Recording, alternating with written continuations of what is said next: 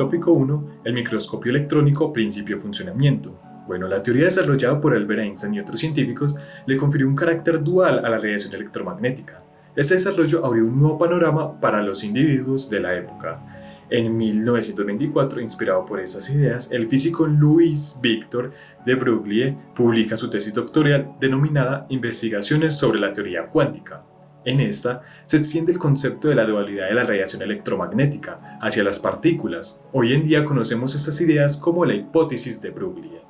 Bueno, este desarrollo se extendió al campo práctico con el desarrollo y diseños del microscopio electrónico, llevado a cabo por los ingenieros alemanes Esther Ruska y Max Kohl entre 1925 y 1932.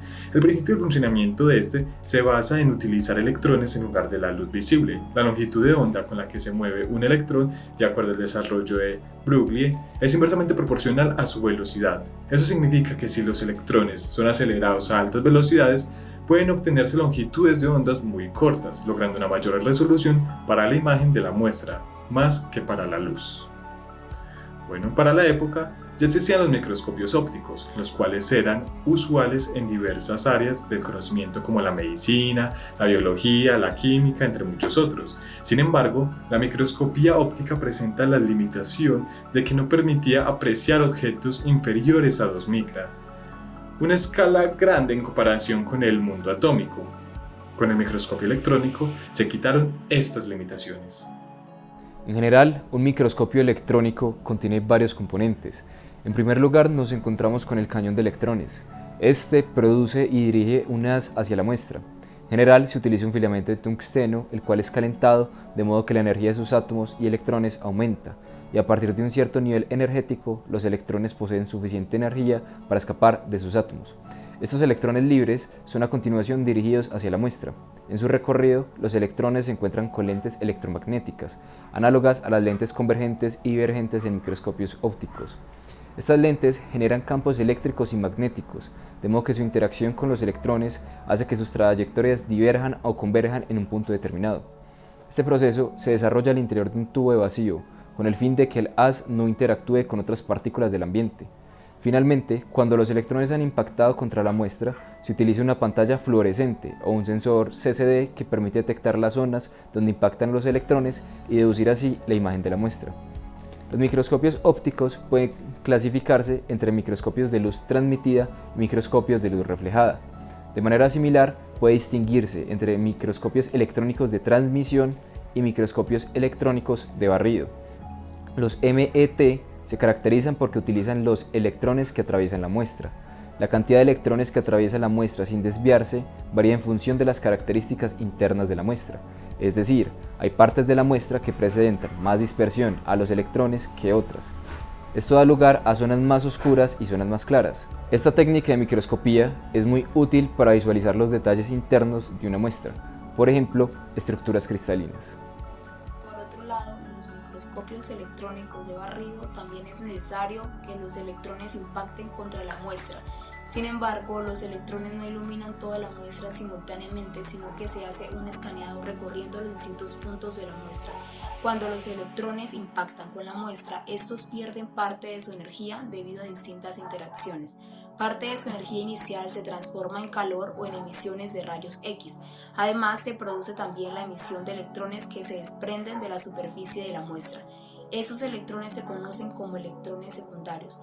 El principio de funcionamiento de microscopios electrónicos de barrido se basa en medir alguna de esas propiedades para extraer información de la muestra observada. Generalmente, esto consiste en medir la cantidad de electrones secundarios que emite la superficie cuando es bombardeada con electrones. Esta técnica de microscopía es muy útil para observar los detalles de la superficie de microorganismos. Es habitual realizar una preparación de la muestra depositando primero una capa de metal sobre la muestra. De esta forma, existen más electrones secundarios que pueden desprenderse cuando se aplica el haz principal de electrones. El aumento que alcanza este tipo de microscopios es menor que el que se puede obtener con un microscopio electrónico de transmisión. Sin embargo, la información tridimensional que proporciona esta técnica lo convierte en un instrumento muy útil para determinados tipos de muestra. Así pues, Ruska recibió en 1989 el Premio Nobel de Física por sus aportaciones en este campo. Es evidente que el comportamiento dual del haz de electrones es estrictamente necesario para comprender el funcionamiento del microscopio electrónico. Los electrones, al ser disparados, se comportan como partículas. Sin embargo, al interactuar con la muestra se produce el fenómeno de difracción, proceso por el cual es posible obtener la imagen ampliada del objeto. Este fenómeno de no localidad es característico de las ondas. Lo alucinante es que cuando los electrones colisionan con el detector lo realizan de manera localizada, comportándose nuevamente como partículas. Esto conforma en esencia la naturaleza dual del electrón. En este cuadro vemos la comparación entre el microscopio óptico y microscopio electrónico. En 1927 se dio la primera confirmación experimental del trabajo de de Broglie por parte de Clinton, Joseph Davidson y el señor George Paget Thomson, quienes reportaron por primera vez la generación de patrones de difracción producidos por haces de electrones, como se mira en esta imagen. Inspirado en este trabajo y en conjunto con la hipótesis desarrollada por de Broglie, en los años 60 el físico Richard Feynman propuso el experimento de la doble rendija para electrones, como está en esta imagen. En esta se hallaba un cañón que disparaba un haz de electrones hacia una doble rendija y después de una distancia considerable con respecto al ancho de la abertura, se encontraba un detector que determinaría los electrones que llegaban. Cada uno de los lanzamientos era totalmente aislado del sucesor y del precedente, lo que garantiza que a la hora de realizar el experimento solamente hubiese un electrón en cada uno de los lanzamientos.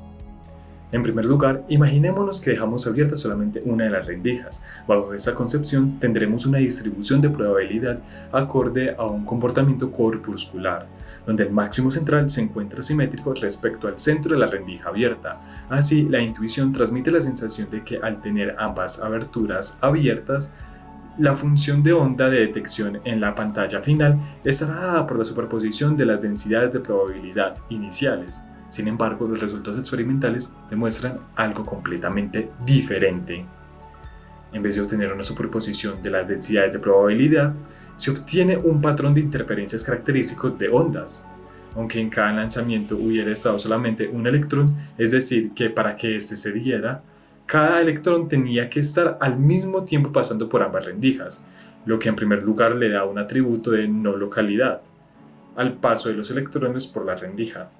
Bueno, se dice que el electrón posee una superposición cuántica, lo que se define como cuando un objeto se encuentra en distintas posiciones al mismo tiempo, pero al medirse, se fuerza a obtener solo una de estas posibles ubicaciones. A esto se le llama un colapso de la función de onda. Esa condición es necesaria para obtener el patrón de interferencia.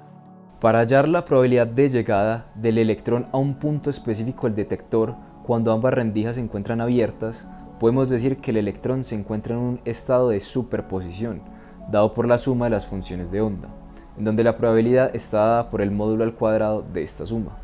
Además, es de notar que para el mismo punto en el detector, las funciones de onda recorrerán diferentes longitudes, en donde se generará una diferencia de fase relativa entre ellas. Finalmente, realizando el diagrama de fase, obtenemos la expresión para la amplitud de probabilidad, en donde el tercer término es el encargado de modular el patrón de interferencia y de introducir las propiedades de no localidad asociadas al electrón.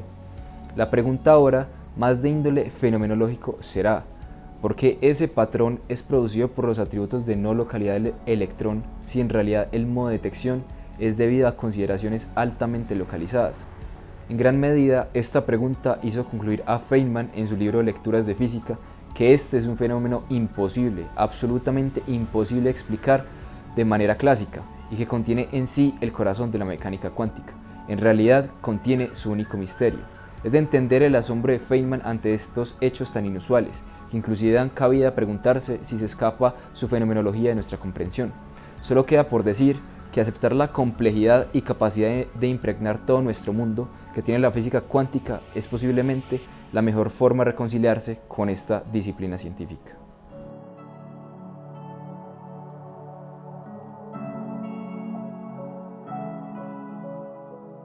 Tópico 3. El efecto túnel. Bueno, entrémonos un poco más en la comprensión de la mecánica cuántica y estudiemos el efecto túnel. En primer lugar, imaginemos que en el desplazamiento de una partícula con determinada velocidad y energía cinética se interpone una barrera potencial V. Partamos de lo que nos proporciona la teoría clásica.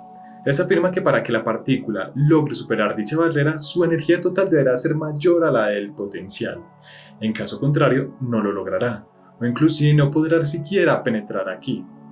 Bueno, la mecánica cuántica propone un panorama totalmente diferente.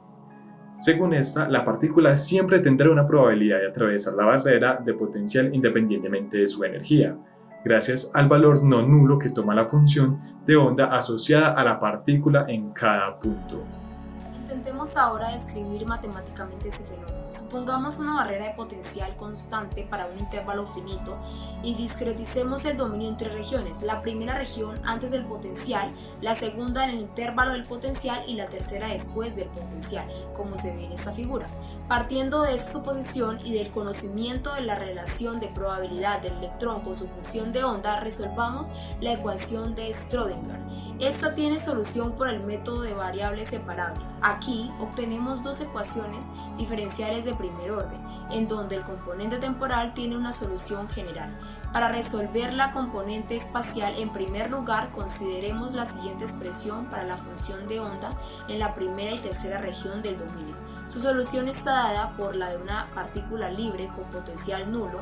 Esta es análoga al de una onda viajera con frecuencia y longitud de onda constante. Por otro lado, para la región del dominio que constituye el potencial B0, tenemos la siguiente expresión para la función de onda, en donde la constante depende de la diferencia entre el potencial de la barrera y la energía total de la partícula.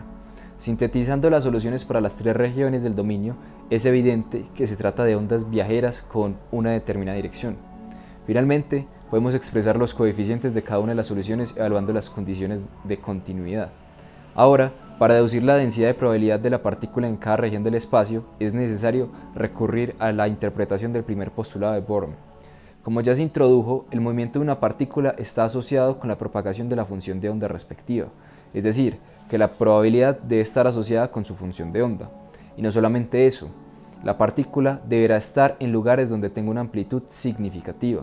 Así, la probabilidad de encontrar la partícula en determinada región estará dada por esta expresión.